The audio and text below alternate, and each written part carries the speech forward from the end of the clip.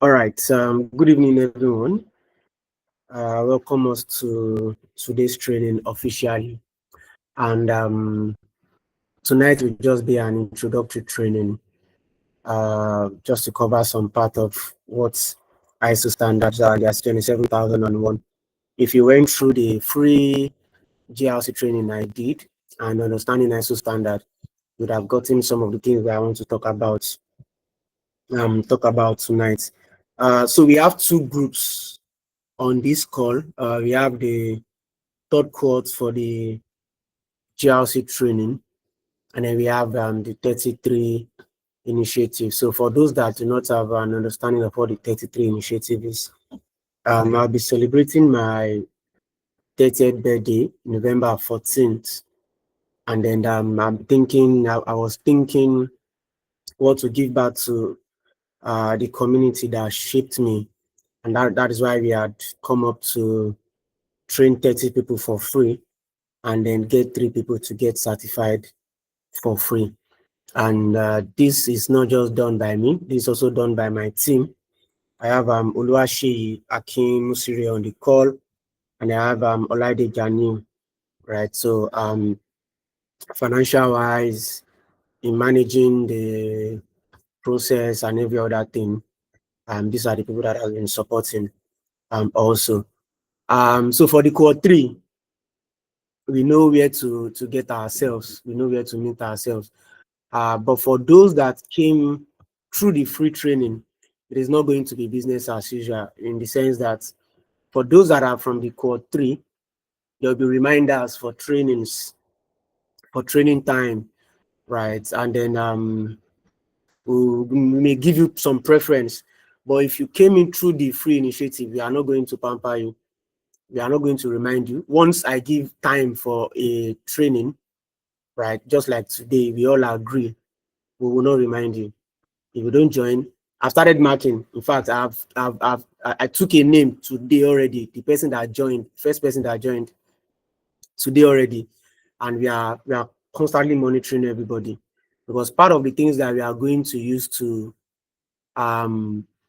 give the free voucher, we are not just going to give based on relationship or anything, right? If you are selected here and if you know me before, your names were not selected based on relationship. They were selected. In fact, it was Olaide and Sheyi that did the selection.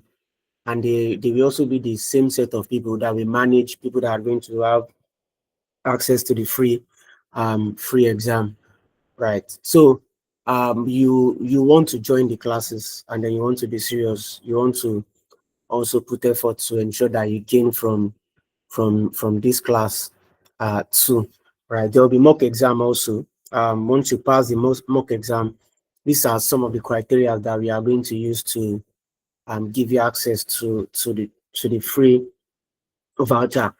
Now, if we do not get serious people from the free initiative, from the core 3, we are going to pick people. So do not say because you are from the free initiative, you will not be serious on the call, and then we have people that are serious from maybe from the core 3, and then we are not going to give them the voucher. So we have merged everybody together on this call, right? Even though preference for free exam voucher will go to those that came in through the 33 initiative, right? However, if you find you guys wanting and we cannot point 2-3 persons out, then we have to give the voucher to others, right, for them to write the exam.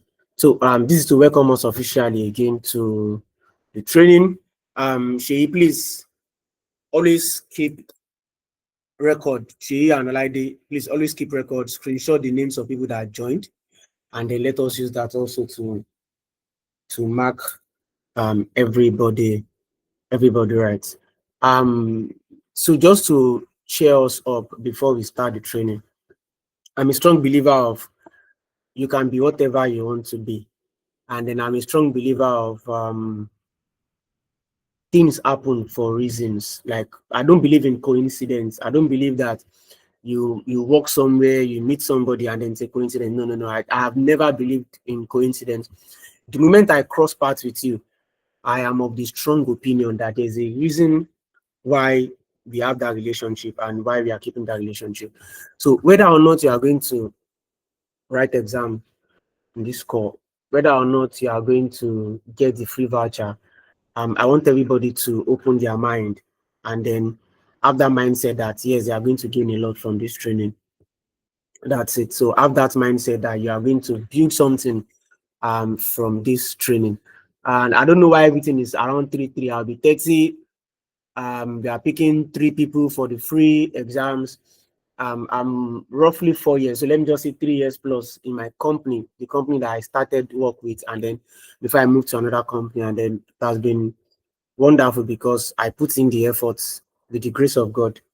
So if you also can put in the efforts, whether you are just joining cybersecurity or you are just coming into GRC or you have an understanding of GRC before, you just want to get more knowledge, right? If we all can put in the efforts, I'm sure that we are going to get somewhere. And I also believe that we are going to work together as the time goes. So I've shared materials with us.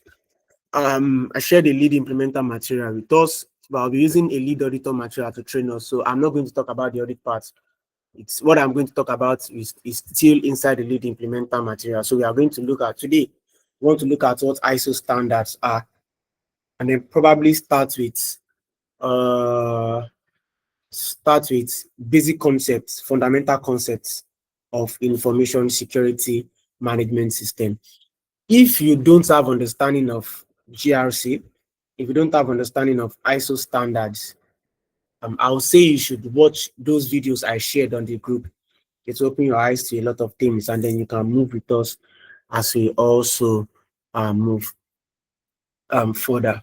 So let me share my screen. There'll be questions. I'll point out some of us on the call. If I call you twice on the call, I call you the first time, you did not respond. I call you again, you did not respond. I have the right to remove it from this call. It's my training ground. I can remove it from the call until you join back, and then you know that we have you on the call.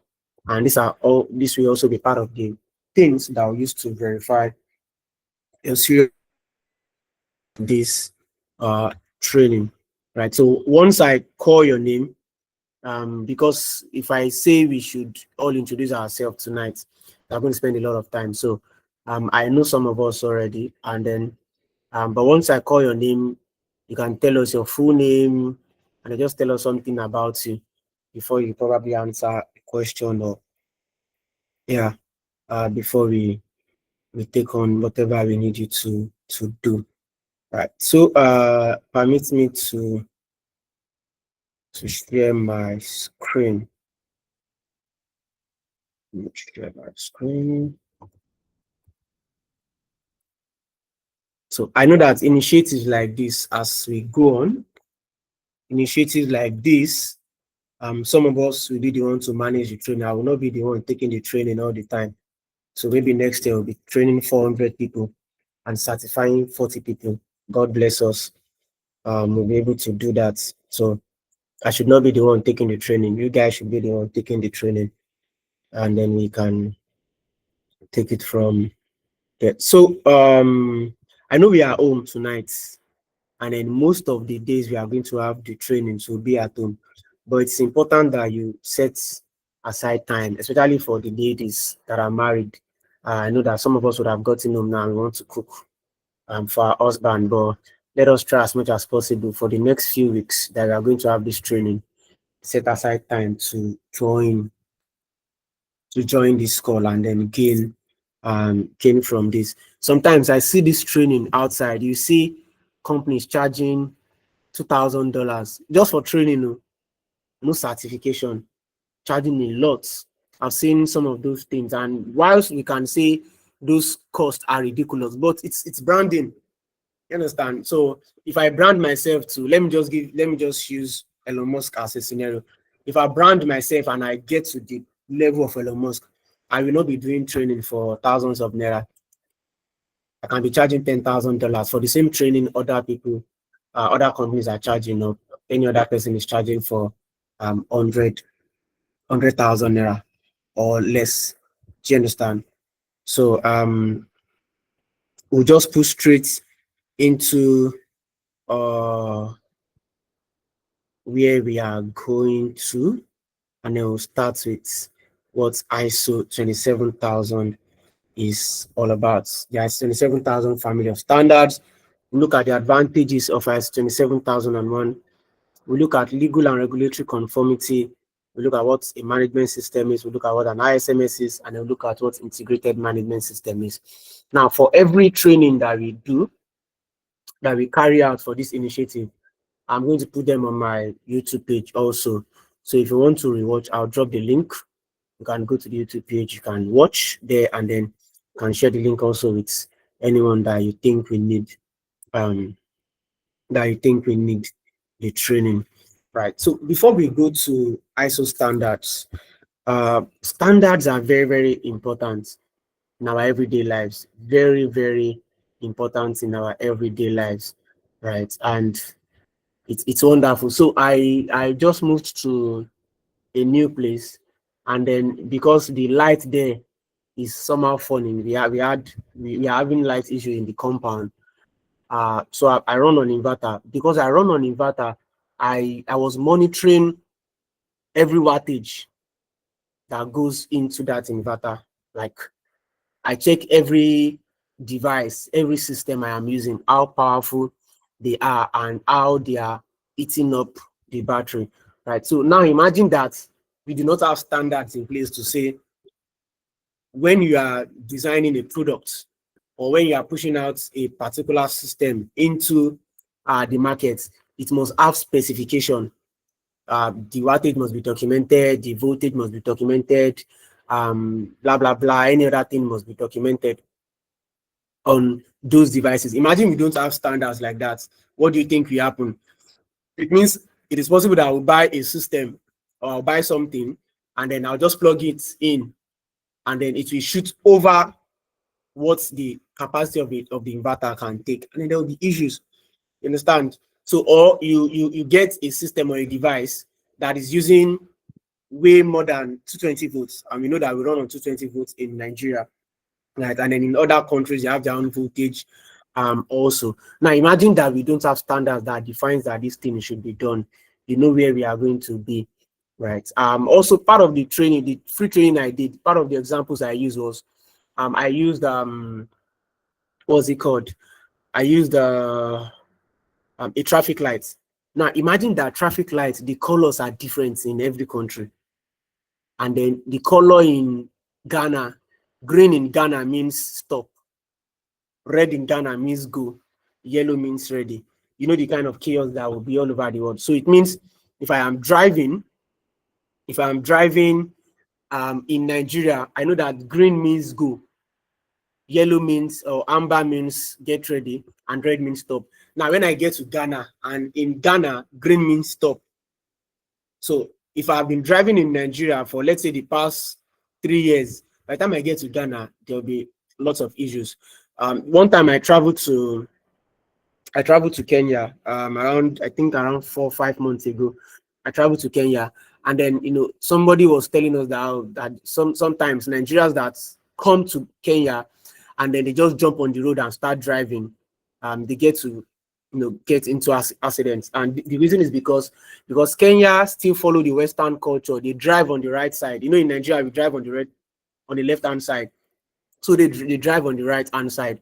So now if you just get to Kenya and then you just jump into the car and then you start driving, there'll be issue. Why? Because there's a standard over there and there is another standard in our own world. So there are standards that are cross-jurisdictional, that cut across the world, just like we have the traffic lights. And then there are standards that are specific to some domains, just like we have driving. So in some domains, driving can be on the right-hand side. In some domains, driving can be on the left-hand side. So also in terms of voltage, in Nigeria, we run on 220. In other countries, you will see 230, some you see 250, some you see less than 220. These are standard. They are things that have defined, they've understood their power system, and they put in those standards, right, in those places. Right. So and that is where ISO also comes in. So ISO cannot do everything, but ISO has been available for a very long time, and then they have been able to build standards for different domains. So ISO is not a company. How will I put it? Okay, yeah, ISO is not a company. ISO is not a company. ISO is like Uber. You know, Uber does not have a car of its own. Uber, you register your car on Uber, and then you run your raise, you book, and then you pay them based on commission. So ISO in that case also, ISO is an organization that contains various companies, you know, private entities, public entities, government parastatals, individuals, professionals like you and I. And I used to mention that one of my goal and one of my dream is to also be part of the committee that designs ISO standards, because sometimes I just find it amusing that so some people can sit down and then they're able to think and they say that there's a problem in a particular domain and they fix that problem. Let me give an example before I move on. Before, when we have just IBM computers and Microsoft, you cannot use IBM peripheral on a Microsoft device. So that means if you have a mouse that is built for IBM systems, you cannot use that same mouse for Microsoft systems. The reason is because we had no standards then. Now, and then an organization came together, and that is where we now have the iOS model, right? Where we now start bridging gaps in between systems. A typical example also is the banking system. Initially, you cannot use UBA's ATM card on an Access Bank ATM machine. You cannot use that. Now, we now have to build in a system that is able to route, because we found that there was a gap in a particular place. And that's what ISO does. ISO will sit down based on popular demand or based on demand in the market. Sometimes it's based on demand. Sometimes they've seen the issue and then they sit down, they are like, okay, there's a problem in this particular domain. What can we do? And then they look for experts like you and I, they look for organizations that have been in that system for a very long time. And then they bring these people together. Once they bring these people together, then they are able to now define the problem, define the issues. After defining the problem and the issue, then they come together to say, okay, let's put requirements. We call them requirements. Let's put a requirement in place to ensure that everybody follows this guideline. So that once everybody follows this guideline, everybody have a common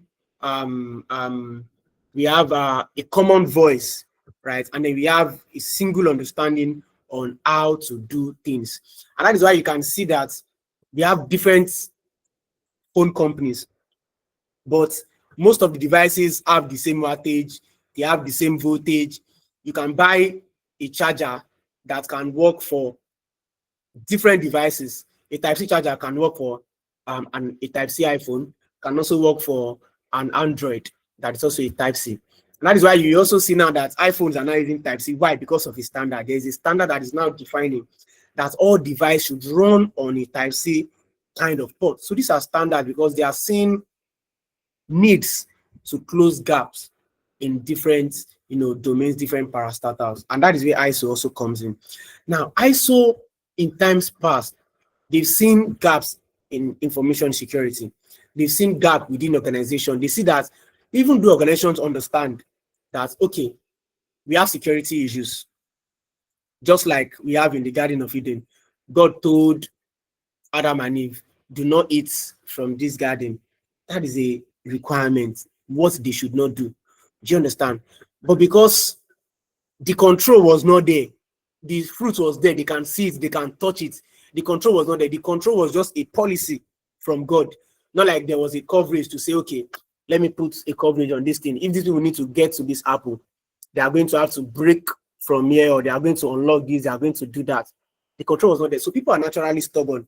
So ISO saw that even though people understand that you need to put security process, like information need to be secured, but because of lack of standard and control, people will still misbehave. And that is where ISO came in and then brought what we call the 27,001. And initially, it was not called the 27,001. It was called a different thing. I think BS 1999 something, which we are going to see as we go on. I don't want to spend too much time tonight, just to get us ready and bring us up. So we have what we call. So let's talk about the ISO 27000 family of standards. We are still going to look at other things as we go on. So if you pick up the ISO 27000, this document, if you pick it, it contains all vocabularies, like it contains definitions of what ISO 27000 is. Now, whatever ISO 27000 family, you are going to find the definition in ISO 27000. Right. And then we have standards that we call requirements. Standards that we call requirements. From the word require, it means you are required to do this thing. You must do it. If you fail to fulfill this requirement, then you are not in compliance. And when you see that a standard is called a requirement, what should come to your mind is that that standard is certifiable to your organization. You as a company can be certified to that particular standard. And then typical examples of those standards are 27006. Now, for organizations that audits, let me give a typical example. If you are familiar with MSECB or PECB or TNV or BSI, so these are organizations that audit other organizations. They serve as certification body. These organizations, they will be the one to implement this 27006. It's a prerequisite for them, right? They need to implement 27006. Now, 27001 is applicable to any organization, irrespective of the size, irrespective of the culture, irrespective of the location, irrespective of the product and services that they render. Whether you are selling pop-off, whether you are it's an international company, whether it's a company of 5 staff or 3 staff, whether it's a company of 100,000 staff, ISO 27001 is applicable to any organization. It's information security, because currently the new oil is information. It's information. The world has changed. Like, a lot of things have changed. You don't have to travel to the UK to have masters in the UK.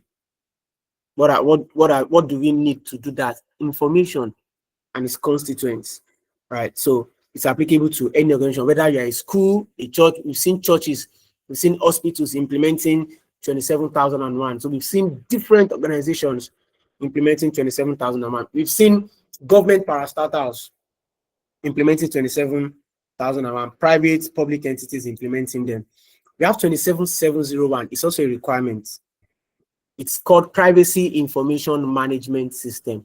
Privacy Information Management System. The latest standard is 2025. They just released one, I think about 3 weeks ago or so, right, which is currently in circulation. Right, the old one, the last one was it around 2018 or so, right? So this is for privacy requirements. So this one defines the role, controls that data processors and data controllers should put in place.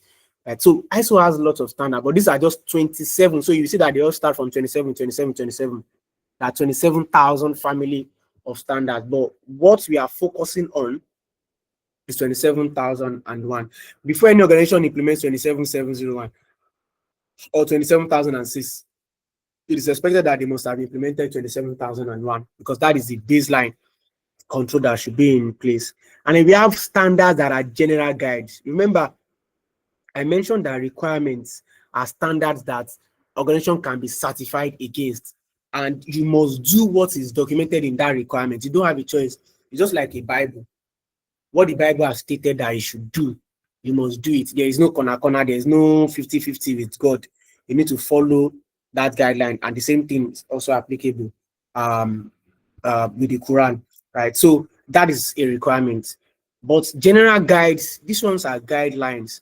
You can do it this way, or you may not do it this way. A typical example is you can choose to go to the UK following a straight route. Now, if you follow a straight route, it is costly.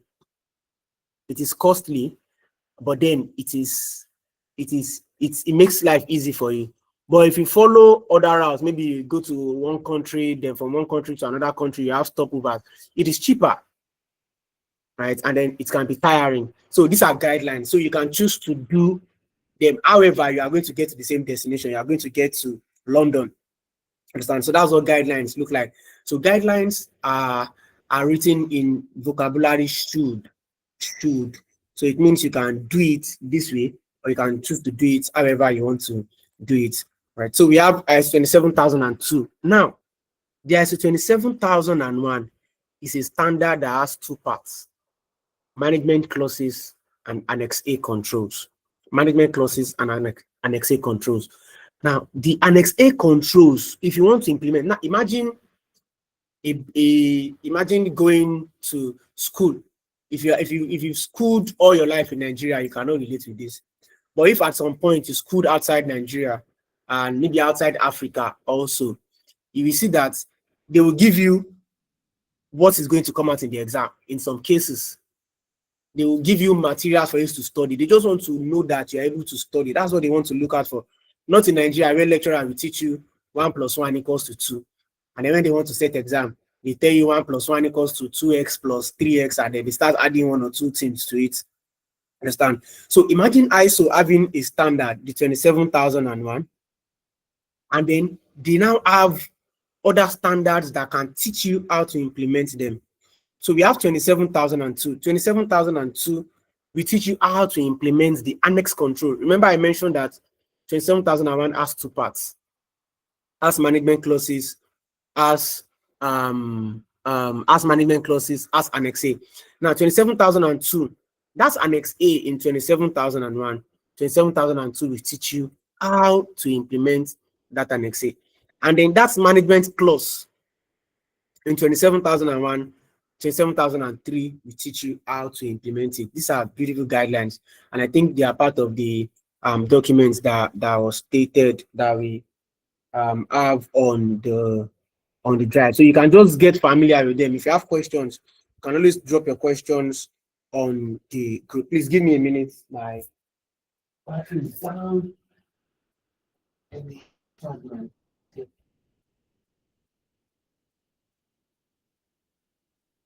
Please give me a minute.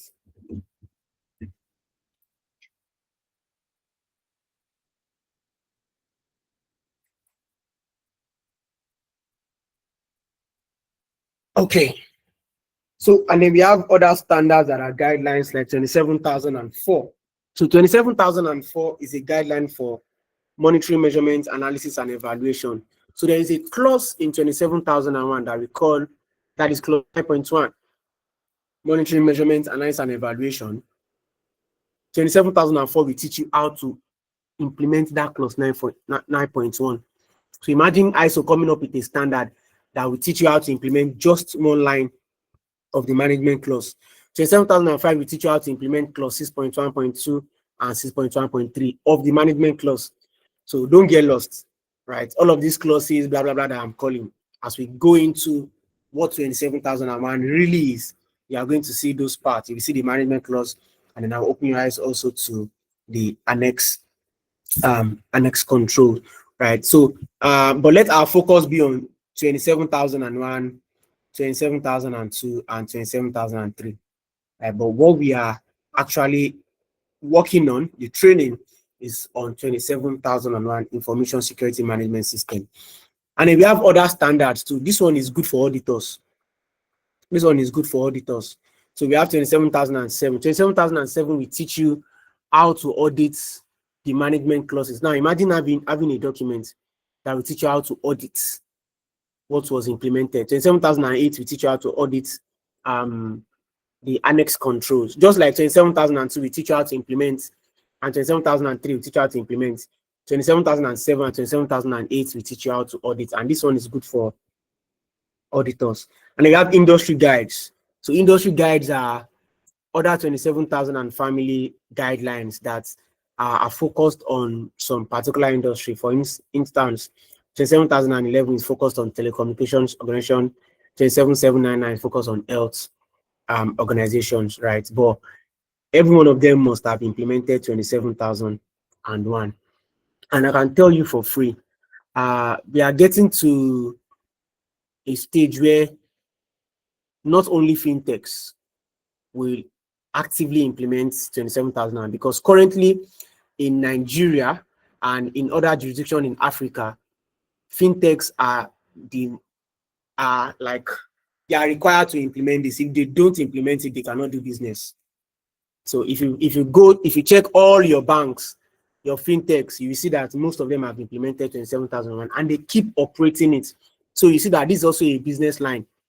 It's something that is available, and then you see people having a need of a different organization and interface with various companies at various intervals, and you see that they do not have people that are managing this process within their organization. They outsource it in some cases. So if you can learn it, it is something that, yeah, on the long run or short run, we put money, extra money, or put good money on your table. Right. So this is just to talk about the 27,000 family of standards. Yeah. And then remember I mentioned that 27,001 was not called 27,001 before. It was called BS 7799. Yeah. So it was a code of practice by the British. So the British were the one that developed this code of practice. And you can see it has now become what we call an international standard. It has become an international standard. So it was a BS 7799 initially. And then we have in 2002, it was changed to BS 77992. In 2007, okay, this one we were talking about the different standards. So in 2007, the 27,006 that we talked about was developed, and then in 2013, the BS 7799 became 27,001. You can see.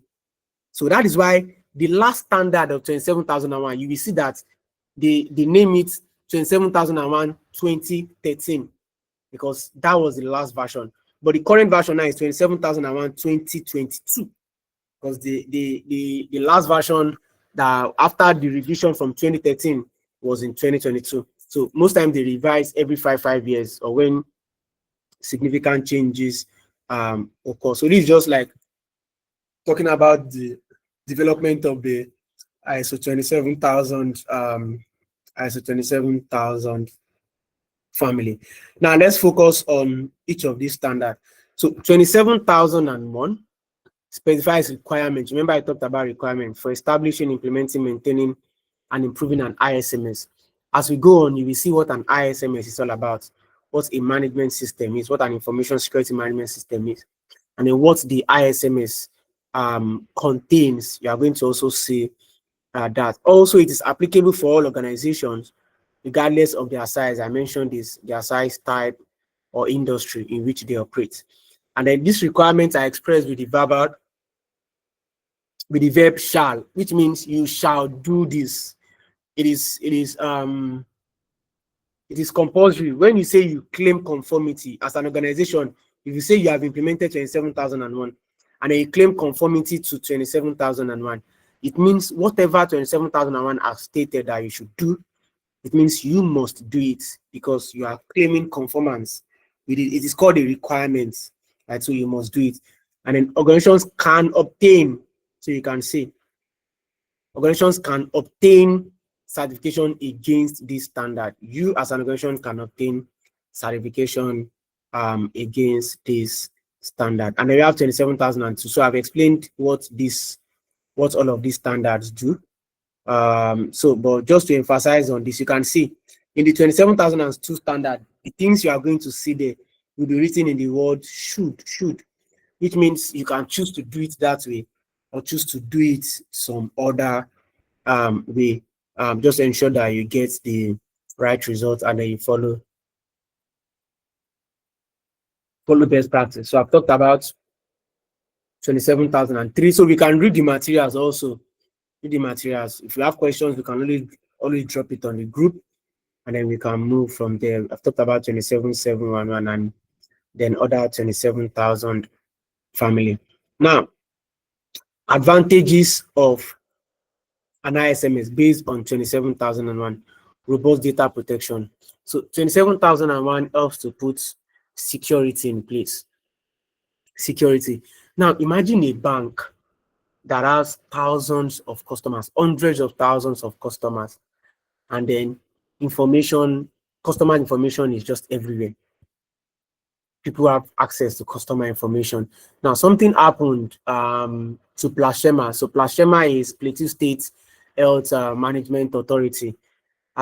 Someone was able to get into their S3 buckets, and then the person was able to bring out people's details, their BVN, their NIN, their name, their addresses, every information that they have documented, because that person is an ethical hacker. So the person penetrated, even though that thing can get that person into trouble, because it was not there was no signed agreement to say it can penetrate. But that person penetrated into the system and then reported to the appropriate government, and they did not do anything about it for months until the person just brought out some people's details and then posted it online for people to see, and then people started talking about it before they did something about it. So 27,001 have controls, management processes in place to ensure that data is protected. Right? Data is protected. Now, I'm currently having a top-up program. So I did my HND in Java Tech, and then I'm doing a top-up program to get a bachelor in engineering degree. And so on the group one day, I was just scrolling, and then I saw a message came into the group, and then I saw that the governor of the class just sent out a list that contains your name, your surname, your matric number, contains other details like that, sent to the group. And I was furious that why are people always pushing out people's details? What's the problem with the CITM, like the computer management department, right? What are they doing? So if you collect our emails, if you collect our phone numbers, why can't you send relevant information to us to say, oh, you have not registered for so and so course, or you have not done this? Why are you always sending it to the governor, and then the governor will just post it on every group chat? It does not make sense to me. So that's data protection. You understand? So that's data protection. There needs to be robust data protection. If the organization implements 27,001, even schools implement them. So when they implement, they will be able to see some of these gaps. 27,001 will teach you, will educate you on how to manage information, how to protect information, and how to take them away from unauthorized people. And then there's compliance assurance. Now, about a year or two ago, and CBN is still revoking. CBN revoked license of 1,000 BEDC. Those people that record bureau they change, because they also have to be in compliance with some of these standards. They revoked their license. CBN has revoked license of MFBs this year. You will see also NDPC dropping list of companies that do not comply with data protection.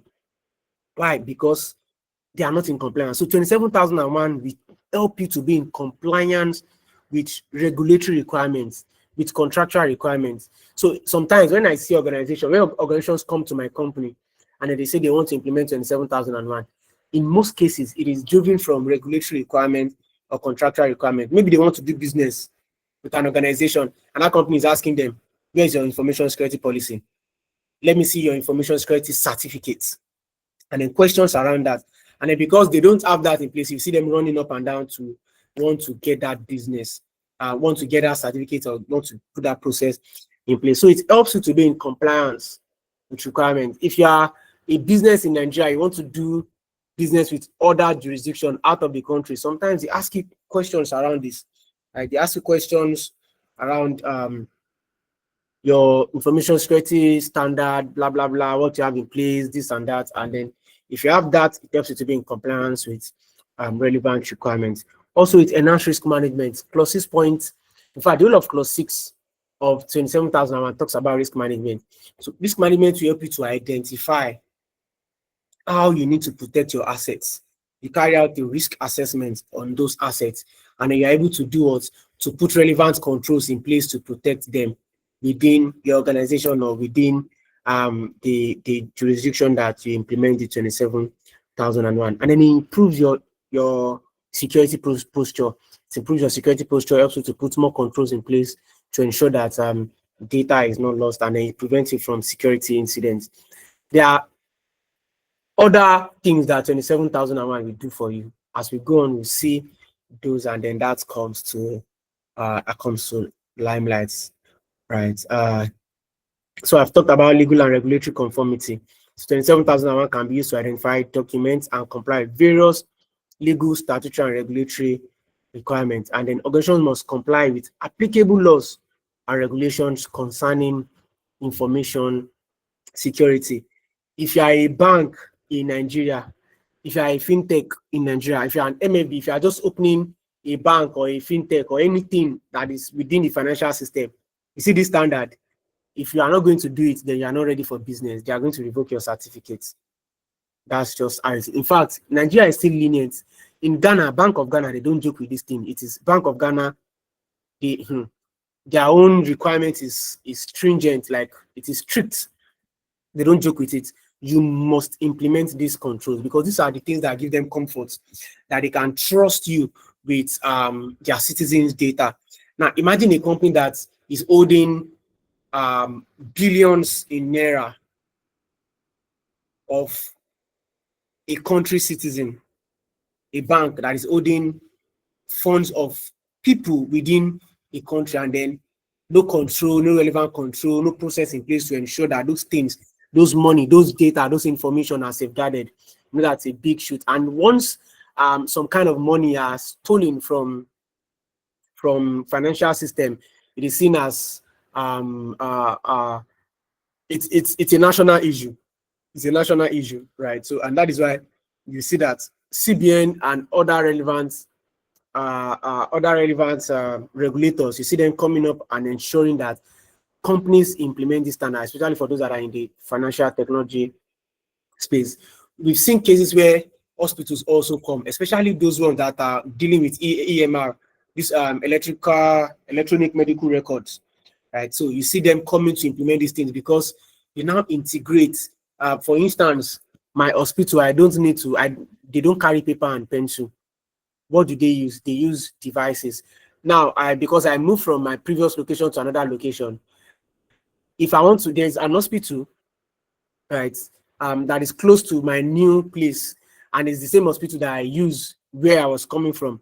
I do not need to go back to where I was coming from. I just go to this new place. I tell them, oh, I have data with so and so hospital in so and so jurisdiction, and then they log into that interface and then they pull out my data. Now, imagine that there are no controls to manage those data. It contains your health records, contains the issues that you have, contains your next dosage, your previous dosage. So imagine that there was no backup, because 27,001 also talks about backup. Imagine no backup process, and then there was blackouts or there was an attack on the system, and then you are going to get your next dosage, and the doctor had no understanding of what they are supposed to do to you or do for you. And this happened in the UK 2 years ago, where people could not get access to the hospitals. Why? Because there was blackouts, and then doctors could not have access to their previous dosage, and they had to start looking for a way to do things manually, and then they had to tell people to hold on until they're able to fix that issue. So 27,000, we have put all of those processes in place. Beyond security, continuity also. When there is a cyber breach, when there is a data breach, when there is an attack, or maybe there is a blackout, or there was a system malfunction, is there a backup somewhere else that you can pull out and then get details of these people? So 27,001 is pretty much very, very important, right? So key areas to monitor, blah blah blah, and then information security and data protection laws and regulations by region. So you can see information. We have various laws. So it also helps you to fulfill laws and requirements. You have various laws in different jurisdictions. So you can see in Africa, in Oceania, in Asia, in Europe, different laws. And the 27,001 helps you to fulfill a lot of these requirements that we have here. And then Some of these requirements also needs to be implemented separately, as you, depending on the jurisdiction that you belong to, and then we still have the documents talking about those laws. Please, let's try as much as possible to read some of these things. If you have questions, you can drop them on the group chat. Now, what is a management system? So remember 27001 is a standard that helps you put an that supports an information security management system.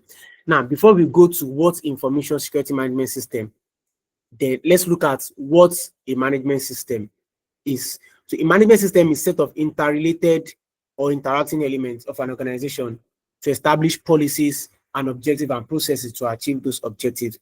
What this is saying is that management system is not just one thing. So when we say a management system, people think it's just implementing that standard. No, it is not just implementing 27001. You see the combination of the implementation of 27001, those policies you put in place, the people that are implementing those policies and are in compliance with those policies, the technologies you are using, the processes you put in place, these are the things that make up a management system. And that is why it is defined as interrelated or interacting elements. So if you have people in place, you have good process in place, and then you lack technology to help you support the implementation of the ISMS, you will see that you may necessarily not get much value from the ISMS.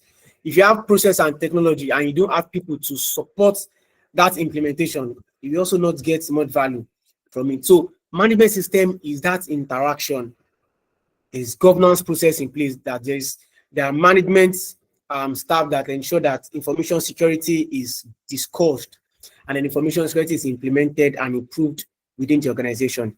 So it is interacting, is an interacting element, not leaving out one. So sometimes I audit some companies and they tell you, oh, we have a policy, and then I say, okay, so what is the technical control that is backing that policy? Now, this is a typical example. You have a policy that says people should not install application on their laptop. You must not install unauthorized application unless we tell you to do so. That's a policy, it's a fantastic policy. But how do you now restrict people? Because people are stubborn.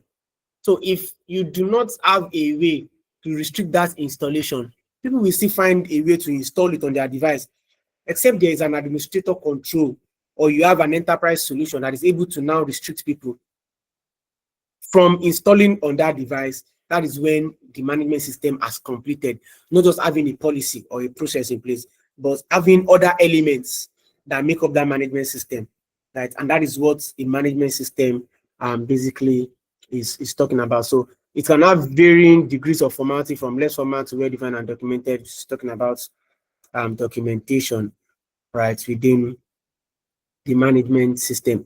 Now, what is an information security management system? Because a management system we can have a business continuity management system, we can have a service management system, we can have a quality management system. But now let's focus on the ISMS, which is the 27001. An ISMS consists of policies. You can see it consists of policies, procedures, guidelines, and what? Associated resources. Not just having policies in place and procedures saying all staff, as you work remotely, ensure that you update your system at interval. That's not a policy. You are just saying it. What control do you have in place? You have like a central solution that is able to force update or push updates to every devices wherever they work from. Those are the associated resources that the management system is talking about, right? So it contains not only policies and procedures, but you see those technical resources, administrative resources, governance processes, also organizational roles, commitments.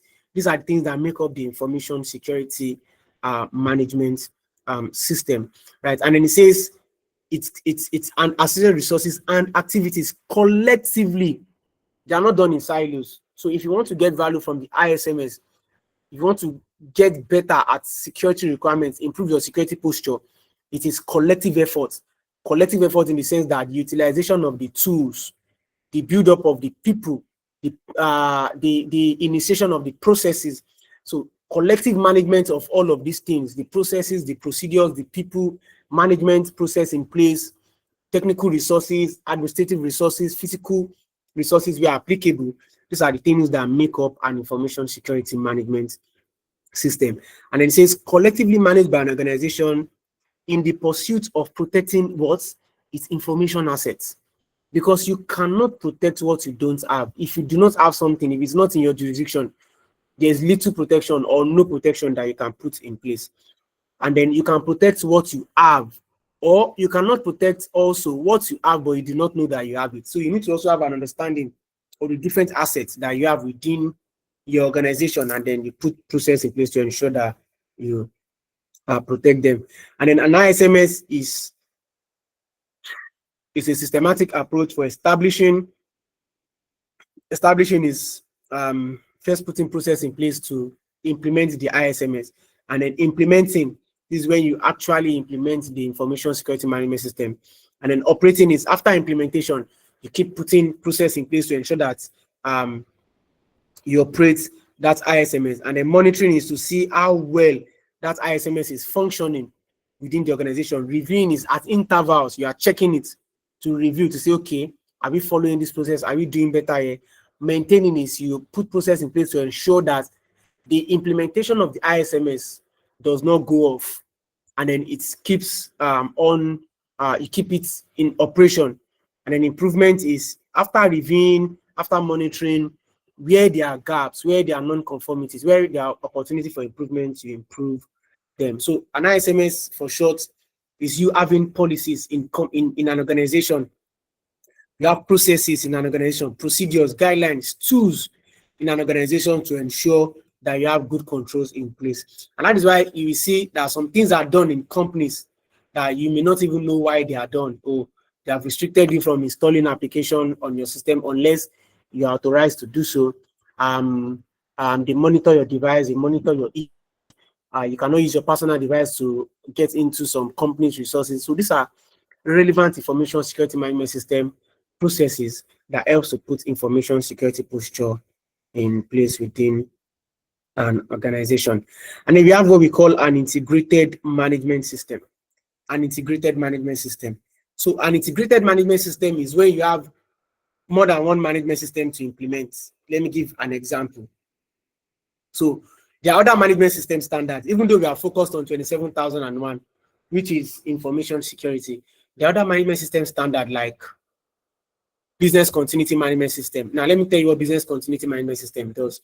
Business continuity management system helps to put process in place to ensure that when there is a failure in a system, there is another process in place to ensure that that system keeps on going. For instance, let's say you have a generator, you have an inverter. When PHCN light goes off, you can switch to your inverter. If there is no sun and the inverter goes off, you can put on a generator. That's business continuity. So just that short explanation tells you what business continuity is all about. You also see that some banks that liquidate, you will see that the CBN will push out an announcement and say they are going to pay back all of the customers that have money in those banks. How are they able to do it? Why? Because there is a business continuity process in place. Before you even start up as a bank, there is a particular amount of money that you must remit to the CBN. And then beyond that, they would have evaluated every asset you have to ensure that by the time you liquidate, right, they can sell off those assets with what they have in their account, and then they can pay off everybody. That's business continuity within the organization. You will also see that banks have multiple data centers, so that when one data center fails, they move on to another data center. Now, something happened a few days ago. AWS went down, and because AWS went down, a lot of banks had issues. The only fintech that I know, financial system that I know that did not have issue is OPay. And I can tell you for free, it is either they are using a separate cloud infrastructure, or they have multiple cloud infrastructures. So for companies that have Azure and AWS, or maybe they are using Google Cloud, or maybe they are using Huawei Cloud, or maybe they are using DigitalOcean, right? Or they are using multiple cloud infrastructure. If AWS goes down, they can fail over to Azure, or they can fail over to another cloud infrastructure. That's business continuity management system. That's ISO27001. So imagine having a standard also in place that defines those requirements. and then ensure that things keep running. Another typical example is the period of no, it's not NSAS. That period where we had the cash crunch issue, where people were doing panic withdrawal because there was no money. Understand? No. That was not the period. It was the period of COVID. Yes, the period of COVID where we had little money in the accounts. People could not go out. So what did they do? They ensure that you, on a daily basis, you cannot withdraw more than 20,000 from your accounts unless you do not notice. That's business continuity, because they know that there will be panic withdrawal. So they wanted to ration how people withdraw so that someone else will be able to withdraw money also from the account. That's business continuity. That thing they did not just put it in place now. They have carried out an analysis of disruption, that if something happens, let's say war or pandemic happens, and the people want to do panic withdrawal, how can we control that? They have put that process in place years before it happened. And that's why you see a lot of business folds up. They folded up that period. Why? Because no business continuity process in place. Some of them do not have remote working processes in place to ensure that they continue their business even in the face of that disruption. So why I'm saying that is because we have multiple standards. We have 9001, talks about quality management. So any product that is in 9001, it means that's gone through quality management system. We have which other standard? We have 45,001 that talks about health and safety. So we have a lot of standards. Now let's say you are now implementing this standard. You're implementing 27,001. You're implementing 9001. You're implementing 14,001. Are you now going to implement them separately? There is no part of the standard that says you must integrate them, but to save time, to save money, to save energy, and it is realistic that you integrate their requirements. Why? Because they have similar requirements. The only difference is in operation. And if you look at all of these numbers here, when we get to clauses and controls, you will see what these numbers mean. Clause 5, we have clause 5, we have clause 6, we have 7, we have 9, we have 10. The only number you will not see here, right, is clause 8. Because clause 8 is what separates each of the standard, and that is where the operations of the standard comes in. So as we go on now, we open our eyes to that also. But you see all of that clause 4, clause 5, clause 6, clause 7, clause 9, clause 10. They have similar requirements, and then you can integrate it. Let me give you an example. There's a clause in 27,001, clause 9.3, management review. Now, imagine that you are implementing 9,001 in your company. You are implementing 14,001, and you are implementing 27,001. So if you are implementing them separately, it means you will now bring management to come and carry out a review meeting for 9,001 at a separate time. You bring management to come and carry out a review meeting for 14,001 at a separate time. You bring management to come and do review meeting for 27,001 at a separate time. It does not make sense. Why, when you can integrate the requirements of these three together and then carry out one management review meeting for the three of them? That's what integrated management system is. It is not a standard, it's an implementation approach. So it is, you have multiple standards to implement within an organization and then integrate them together. Or let's say you have implemented 27,001 before, and then you want to now implement 9,001 and 40,001. All you need to just do is to integrate the requirement of 9,001, 40,001, already existing process in 27,001, right? So just like I mentioned, we have other management system standards. So we have the 9,001 quality management system. We have 14,001 and 45,001 that talks about environmental and operational health. We have 37,301 compliance management system. 22,000. So for companies that process food and then manage process around food safety and food management, they need to implement this standard. So I've talked about 22,301 business continuity management system, and there's 37,001 anti-bribery. See a lot of fintechs and other organizations implementing this standard. And then we have 20,001, this service management, talks about automation. So all of these standards, you see organizations implementing them. Now the question is, are there opportunities? Yes, because there are standards that companies need people to support them to implement. So there's an opportunity for you, and there's an opportunity for me also, right? So I think I'll put a stop on that today. I'll put a stop here. When we come on Saturday, so we continue Saturday and Sunday, 7 to 9 p.m.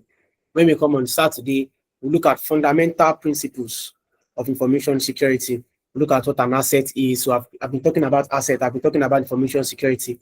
I've been talking about this and that.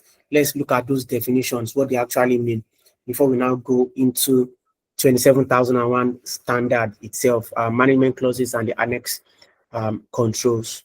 Right. So if you have questions, I will take our question before we call it a night. If you have any question, you can raise your hand and then we will allow you to speak. Any question?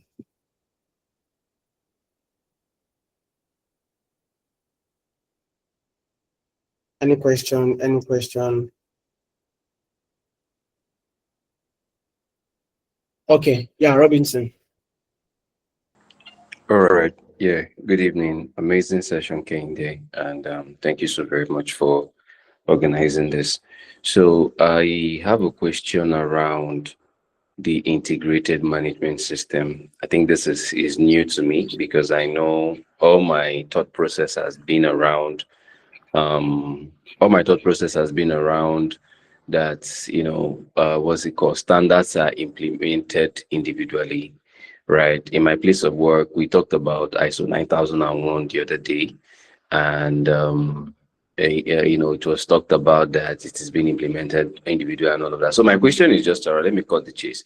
My question is just around this integrated management system, right? Does it actually cut costs, or you are also going to bear the cost of when you are doing it individually? Yes. So beyond time, energy, it saves money. Let me explain to you. If you implement 9001, 27001, and another, let's say 22301 in your company, if you implement them separately, you bring an auditor that will come and audit 27001 at a different time.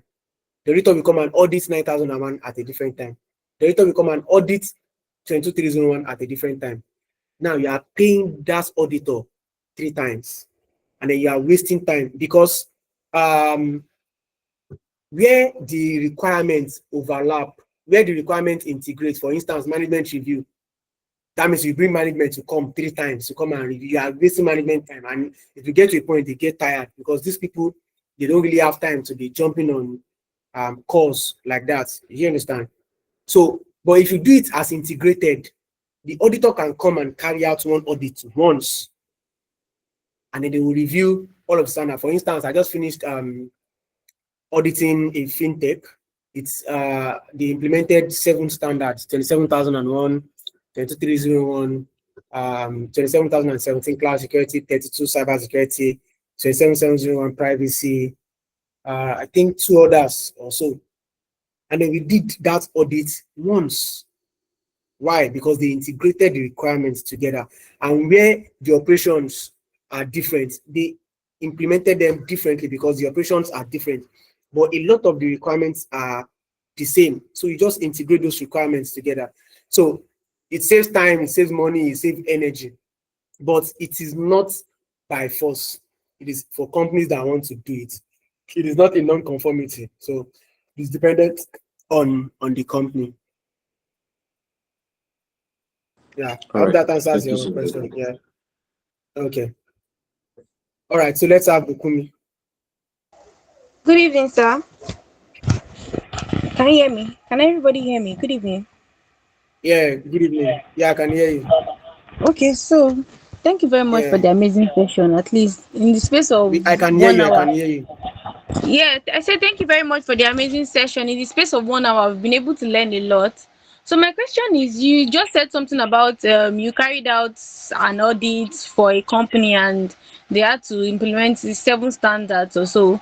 So I want to ask, is it that you yourself, you're talking about? Oh, you say you cannot hear me. Oh, sorry, it was not you. I can Apologies. hear you. I can So hear you.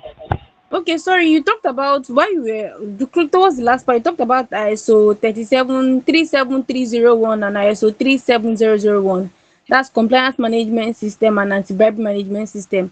Are they also inside ISO 27001, or is a different is a different standard entirely, sir? That's what I wanted to ask. They are different standards. So So all of these are separate standards, just like 27,000 now. You can see them. These are different. Okay. So you can see the tagline says Order Management System Standard. But they are not limited to this. We have a lot of them. But these ones are very much popular. These ones are applicable to almost all organizations. You understand? So especially 9,001, 45,001, 37,301, 37,001, 2301. You understand? Yes, sir. So So, I but we want to have ask. other So management someone. system standards also. Do you Okay, understand? thank you, sir. Yes, I understand a bit. I'm getting to understand. Sorry. So someone that has certification on ISO 27001, can the person now audit for 37001 and 37301? Is that possible? No, ma. You can do the Yeah. audits, but you don't have evidence to show competence to do it.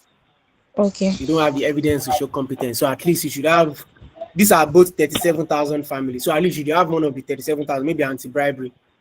So for instance, I am 37,001 anti-bribery management system certified. I can carry out an audit. So even though I'm not certified, I can do the audit. But if you do the audit, let's say internal audit, and I'm coming as an external auditor to audit the organization, I will give you a non-conformity because nothing is showing, is pointing to the fact that you have gone through relevant training and certification. So clause 7.2 of this standard talks about competence. People that are managing this process must be competent to manage the process. So if you are not certified, you can do the audit, you can do the implementation, but there will be implications to say, oh, you are not certified, you are not competent to manage that process. Even though it is possible that you are very competent, but competence is based on appropriate training, certification, education also in some cases. Thank you very much, sir. Does that make sense to you? All right. Perfectly. So Thank you, Miracle sir. mentioned that yeah. So Miracle said, yeah, so Miracle, when I said you can obtain and then you cannot obtain, you can obtain certification means they can put the name of your company to say, oh, so and so group of companies certified to ISO 27001, and then you can present those certificates to maybe regulators or maybe business partners that are requesting for it. But there are some standards that you cannot be certified against. You cannot obtain certification. For instance, 27002 is a guideline. You cannot obtain certification. There is no need. There's nothing you want to do with it. You understand? So that is what that's meant. Right. So do we have any other question before me? Yeah, you're welcome. Okay. So in the absence of questions or no question, I will upload tonight's training. You can watch it before the next class on Saturday. I will upload tonight's training on the YouTube page, and then I'll share the link with us. Yeah. Peter. Hi, good evening, sir. Thank you very much for the opportunity and also for the lead time respect. Yeah, that was Yeah, good evening. very again. My question is just related to the lady that said not quite long. As regards the non-conformity, if you are carrying out an audit, probably you are ISO 27001 certified, and probably you're carrying out an audit as regards ISO 37301. Now, but you are currently in training to be certified on that. Would that also be like put it as a non-conformity? Yeah, so we have in external audits, we have minor and major non-conformity. So if I come to audit you as an external auditor, and then I see that you are an auditor in training, currently undergoing training, and you can show me those evidence, maybe evidence of communication to the partner that is training you, or the training is even ongoing, right? Or you have even done the training, you want to write the exam. Yeah, that can be stepped down to a minor non-conformity or an observation, depending on the variation. Do you understand? Let's say out of 5 people in the company, 3 people are certified lead implementer. You as the auditor, you are currently in training. I can decide, okay, this is an observation. But let's say nobody is certified, but they are currently going to training. It can be a minor non-conformity and not major. But nobody is going to training, nobody is certified. It's a major non-conformity, and you will not get certified as an organization, right? So it is dependent on the variation and the understanding of the auditor that is auditing you at that particular time, right? So, but if you are in training, definitely you can scale through if there is evidence that yes, training has started, or even if training has not started, but you have paid, we can see that you have paid, or you even started conversation with the company, say, we want to have a training, blah, blah, blah, and the conversation is going, the auditor can be lenient and then can move with it. Okay, thank you very much, sir. All right. Okay. Okay. So guys, please, if you have questions, if you have opportunities also, can push them to the group. You never can tell who is going to need that opportunity. If you have concerns also, if you need support also, you can always reach out on the group, or you can reach out to me, or you can reach out to Sheya and Olaide also on the group. So welcome everyone once more to the ISO27000 training. I'll see you on Saturday, 7 to 9 p.m. Enjoy the rest of your night. Bye, everyone. Thank you, sir. Thank you so much, sir. Thank you. Bye.